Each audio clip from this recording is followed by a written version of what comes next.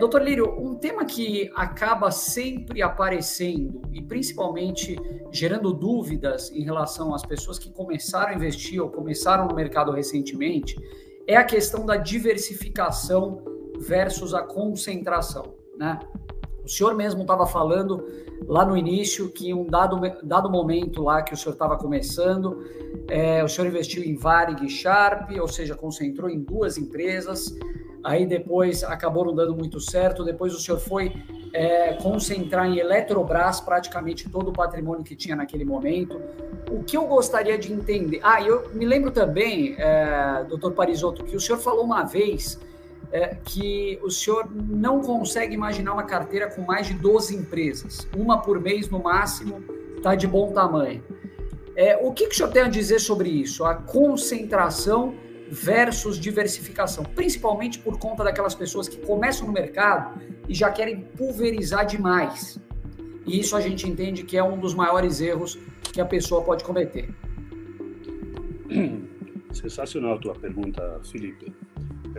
Você me dá a oportunidade aqui de expor exatamente como eu penso. Eu falo em 12 ações porque eu não tenho a personalidade suficiente para investir em uma só. Porque no final do ano, o que faz a diferença de 10, 12 ações, que eu nunca passei disso, são 2, 3 que carregam o resultado das outras, né? Então, me falta personalidade para escolher uma, não é? Então, na verdade, pouca concentração, né? E para quem está começando, tem 2 formas de investir em ações. Todo mundo sabe, mas sempre é bom lembrar. Ou compra as ações diretamente, ou então vai através de um fundo que tenha taxa de gestão baixa. Olhe a taxa de gestão, porque essa também parafraseando o Barsi, é uma perda certa, né? Cobrar 2,20 é um absurdo, acho um absurdo. No máximo, 0,5% de gestão e 10% de performance, e olha lá, tá certo?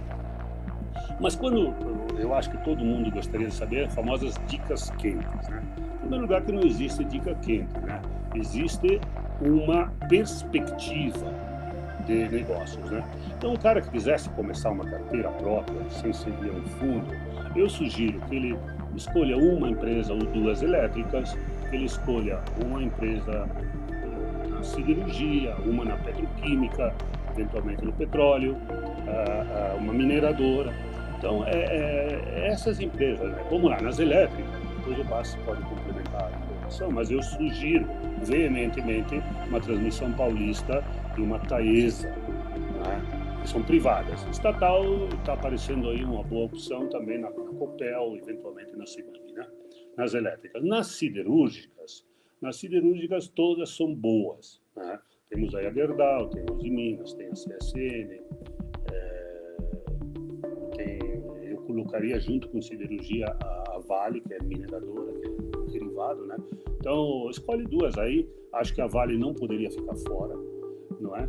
Banco, escolhe um banco, 1 ou 2 eventualmente, tem bancos bons aí, sabe?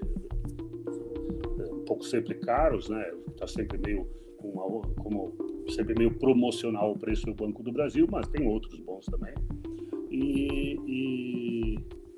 Então vamos lá, siderurgia, mineração, petroquímica, né? Petroquímica tem infelizmente muito poucas empresas, né? Eu colocaria petróleo e petroquímica no mesmo cesto, né? E ali Petrobras é uma empresa importante, tem lá suas problemas de gestão, mas como dizia o velho Rockefeller, há mais de 100 anos atrás, continua válida. A melhor empresa do mundo é uma empresa de petróleo. A segunda, bem gerida. A segunda é uma empresa de petróleo mal gerida. Não sei, a Petrobras deve estar no meio dos dois, sabe? Mas lembrando, por exemplo, que o ano passado, se nós colocarmos a Vale e a Petrobras, é uma coisa absurda, um monstro que essas empresas são. O ano passado foram distribuídos 280 bilhões de reais. Entendeu? Todas as empresas juntas, todo o conjunto de empresas, foi esse o valor que foi distribuído. A Vale e a Petrobras sozinhas distribuíram 160. Então, 60% dos dividendos distribuídos no ano passado foi dessas 2 gigantes. Então, acho dificilmente as pessoas vão errar se entrar nessas empresas. Então, eu citei algumas aí, seguramente o Bassi tem lá celulose, que é excelente, enfim, o BARS tem uma carteira. Nós não temos exatamente as mesmas ações, mas o tempo mostra que tem várias maneiras do caminho do céu e muito mais maneiras para o inferno, né? Então, existem sim maneiras de cada qual gerir os seus investimentos de forma, não precisa ser exatamente as mesmas empresas, mas no final do dia o que a gente procura são empresas com histórico, com solidez e para casar e de preferência, né, quando a gente se for, com nossos descendentes possam continuar a usufruir daquilo que nós vamos deixar, porque gastar em vida não tem como, né? O Barça ainda está andando no metrô, imagina. Andava. Agora eu estou estudando para comprar um metrô próprio, que é para ter exclusividade. Mas andar de metrô... O Barça andava de metrô, é porque depois dos 60 anos não cobra mais a passagem.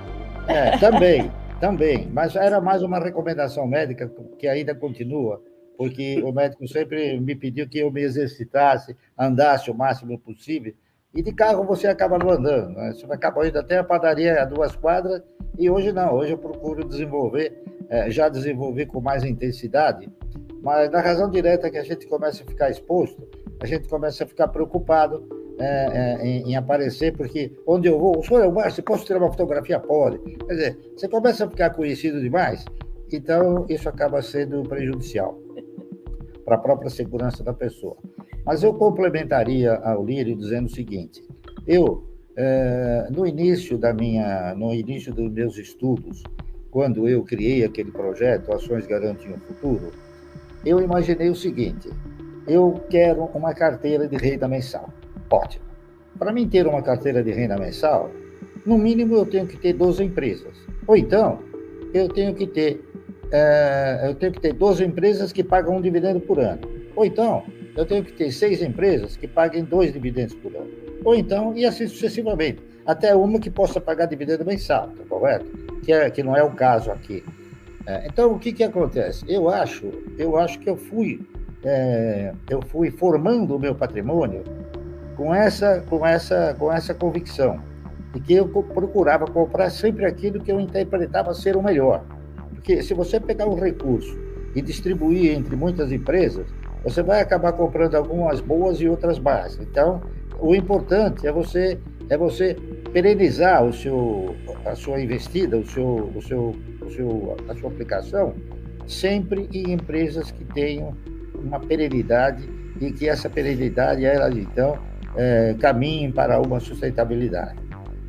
Eu diria o seguinte: sempre haverão empresas que poderão estar nos apresentando projetos futuristas. Recentemente, eu estive analisando, por exemplo, uma empresa novíssima no mercado, que se chama Auren.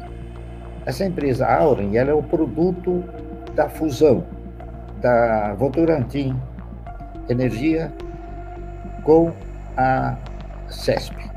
Então, eles hoje têm um projeto, não é isso?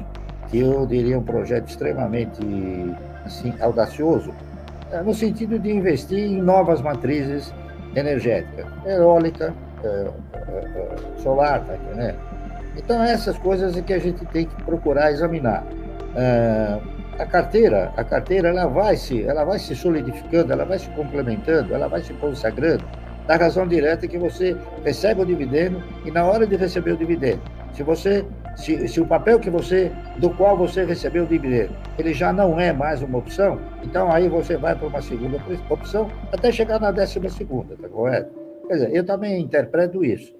Desde o princípio, quando eu analisei que para mim ter uma carteira mensal, eu preciso de ter no mínimo 12 recebimentos mensais, é isso que me levou a fazer mais a concentração do que a pulverização, que é o que eu recomendo. E eu recomendo também o seguinte: o importante é você sempre acreditar em patrimônios físicos.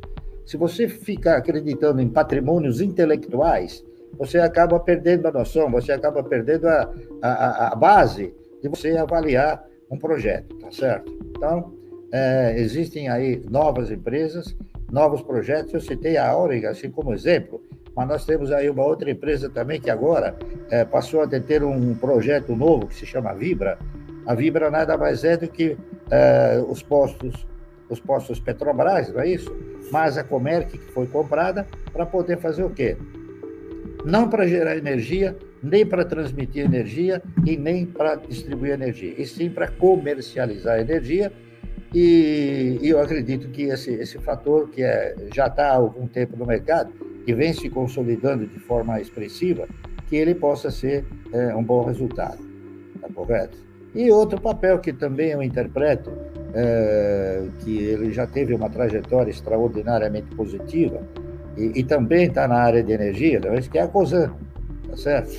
Que ela tem as suas usinas, as usinas de açúcar e álcool, ela tem a Rumo, que é uma transportadora ferroviária, recém-adquirida mais ou menos uns 2 anos, é a América Latina Logística.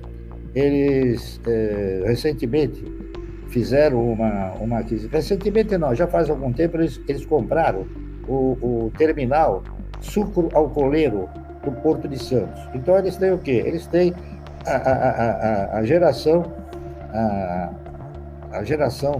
do combustível, o transporte do combustível, a distribuição do combustível, que agora eles se uniram através de uma parceria com a Cosan, se uniu com a Shell, não é isso? Então, onde vocês estejam num posto de gasolina, vocês vão ver Cosan. Então, investir nesses empreendimentos, onde a gente deve pensar, eu penso da seguinte maneira: ao invés de eu ter um posto de gasolina, eu prefiro ter uma pequena participação de 8.000 postos, tá certo? Que é o que tem mais ou menos a Petrobras. E é o que tem mais ou menos a Shell também, tá correto? Então, a gente procura examinar à luz dessas avaliações, que são fundamentos extraordinariamente positivos, tá certo? Essa é a minha mensagem que eu encaminho a vocês. E eu já de cara estou falando, não para você comprar o que eu estou falando, eu estou falando o que eu estou comprando, tá entendendo? Eu nunca falo compre. Não, eu falo, eu estou comprando. Se você achar que a minha trajetória, a minha postura é de efetuar compras positivas, então vamos junto, tá correto?